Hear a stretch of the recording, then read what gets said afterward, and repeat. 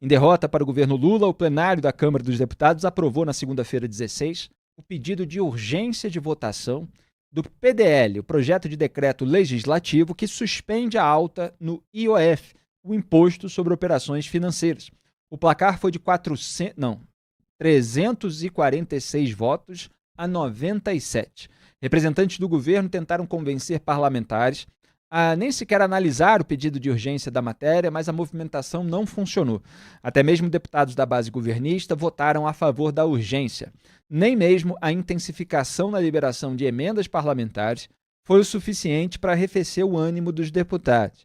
E a gente diz isso por quê? Porque há um histórico de toma lá da cá, e o Lula é um dos pais do toma lá da cá, se não o principal deles, dessa que eu chamo de República do Escampo, de às vésperas de votações importantes para o governo, você liberar um monte de emenda, né? Que no fundo é o termo técnico ali de Congresso Nacional, de orçamento, para dinheiro, é verba, né? A emenda trata de verba nesses casos.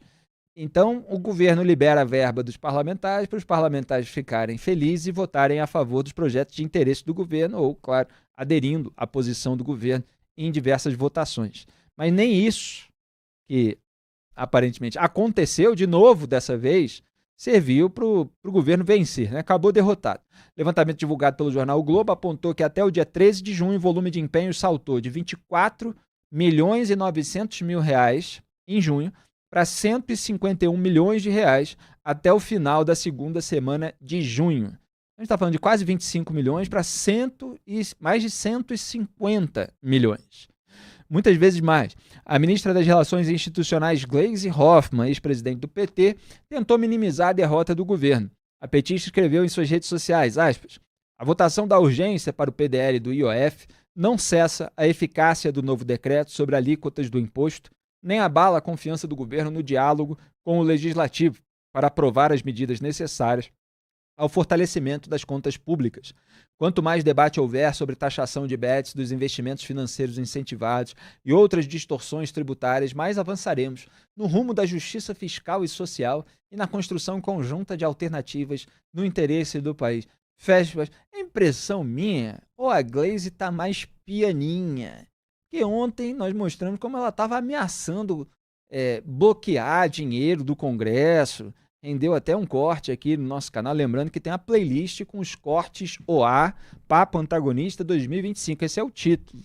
Cada dia de episódio aqui do programa é destacado em vários cortes que ficam disponíveis nessa playlist no nosso canal de YouTube para você assistir e compartilhar em cada tema específico.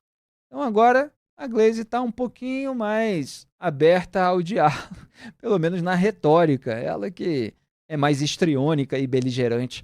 O líder da oposição na Câmara dos Deputados, Luciano Zucco, do PL do Rio Grande do Sul, disse hoje que os líderes da casa vão discutir em reunião na quarta-feira, 18, a possibilidade de pautar no plenário o mérito do projeto que derruba o último decreto do governo sobre o IOF.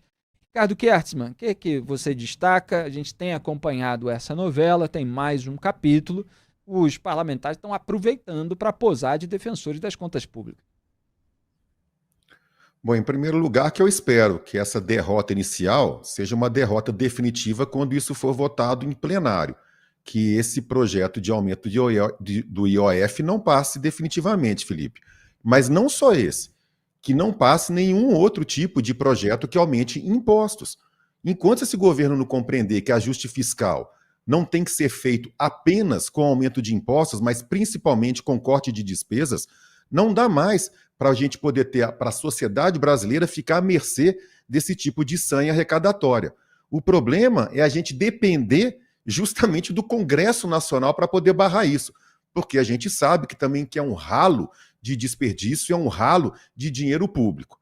Ô Felipe, o que me chama muito a atenção nisso aqui é essa liberação desavergonhada dessas emendas, dos empenhos para as emendas. Quando você salta 5 vezes de 29 milhões para mais de 150 milhões, Felipe, isso claramente é compra de voto. Isso é a reedição, aliás, não é novo, a gente assiste isso há muito tempo, mas é a reedição lá do mensalão, do início dos anos 2000. Aquela época, a compra de votos era clandestina, era camuflada. mas agora ela é legalizada, ela é constitucional, ela se dá através dessas emendas parlamentares. Isso não é democracia, Felipe. Quando você compra um parlamentar para votar de acordo com o que você quer, de acordo com o que o governo de turno quer, isso não é democracia, isso é abuso econômico, isso tem que ser impedido. Não é o destino correto do dinheiro público. Não tem planejamento, não tem proveito à população. Tem proveito ao parlamentar. E, por fim, Felipe, sobre a fala da Gleisi de justiça fiscal e social. Bom, justiça fiscal, você não faz justiça fiscal cobrando mais, aumentando impostos da classe média, enquanto você permite que setores escolhidos a dedo pelo governo continuem recebendo subsídios bilionários. Ano passado, foram mais de 500 bilhões de reais em desonerações fiscais, das quais, Felipe, mais de 1/3 foram assinadas pelo próprio Lula desde que ele iniciou esse terceiro mandato.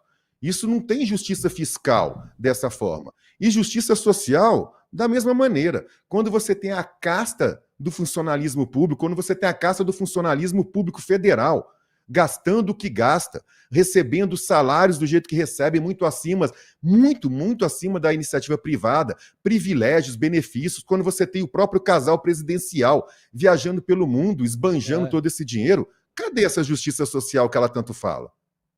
Nada, o dinheiro sai do bolso da classe média para o bolso, perdão, da elite do funcionalismo público, da classe dirigente do país, e não para a população de baixa renda, como a Gleisi Hoffmann e o PT, de uma maneira geral, tentam fazer parecer, né? É o Robin Hood às avessas. Like enquete, comentário no chat. Vou ler aqui os comentários de vocês. Lembrando que a nossa enquete hoje está divertida. Eu quero ver se vocês vão conseguir. Às vezes é um desafio, eu sei. As pessoas falam, caramba, mas não tem uma opção assim. Olha, a gente foi até generoso dessa vez e tal. Tem saída, né? Mas vocês escolhem. Muito bem. Fábio Alves, o único milagre do Messias foi ressuscitar o PT e o Lula, que estavam mortos politicamente. Está ironizando Jair Messias Bolsonaro. Rick, o aumento do IOF vai afetar os mais pobres. Márcia, mensalão institucionalizado. Pois é, essas questões de orçamento secreto também, que foi surgido e turbinado ali durante o governo Bolsonaro, na parceria com o Arthur Lira, então presidente da Câmara, com o Rodrigo Pacheco, na presidência do Senado. Já havia escambo por emendas, eles só aumentaram e continuaram, né, numa versão maquiada do orçamento secreto durante o governo Lula. E desde o começo a gente chamou de mensalão. Aliás, tem capa da Cruzoé também sobre o mensalão no governo Bolsonaro, quer dizer, o esquema do orçamento secreto, mas já usando essa expressão já desde a raiz.